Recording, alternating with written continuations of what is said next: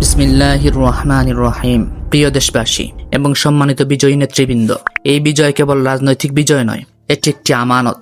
যেভাবেই হোক এই আমানত আপনাদের হাতে গিয়েছে। আল্লাহ তাআলা পবিত্র কোরআনে নির্দেশ দিয়েছেন, নিশ্চয় আল্লাহ তোমাদের নির্দেশ দেন যে আমানত যথাস্থানে পৌঁছে দিতে এবং মানুষের মাঝে বিচার করলে ন্যায় বিচার করতে। আজ সেই ন্যায় বিচারের পরীক্ষা শুরু।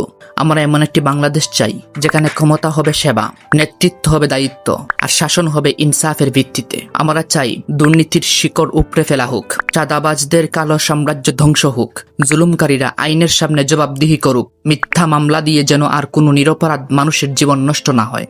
একজন কৃষক তার জমিতে নিরাপদ থাকবে, একজন রিক্সা চালক সম্মানের সাথে আয় করবে, একজন ব্যবসায়ী চাঁদার ভয়ে রাত জাগবে না, একজন আলেম, একজন শিক্ষক, একজন ছাত্র সত্য কথা বলার কারণে হয়রানির শিকার হবে না। মনে রাখবেন, ক্ষমতা চিরদিনের নয়, কবরের মাটি সব ক্ষমতার সমাপ্তি ঘটায়, কিন্তু ইনসাফের সিদ্ধান্ত কিয়ামতের দিনও আপনার পক্ষে সাক্ষী হবে। সম্মানিত নেতৃবৃন্দ, আজ ইতিহাস আপনাদের হাতে।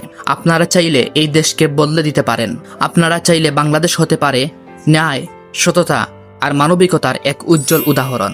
আমাদের দাবি প্রতিশোধ নয়, আমাদের দাবি ইনসাফ, আমাদের দাবি শান্তি, আমাদের দাবি একটি নিরাপদ বাংলাদেশ।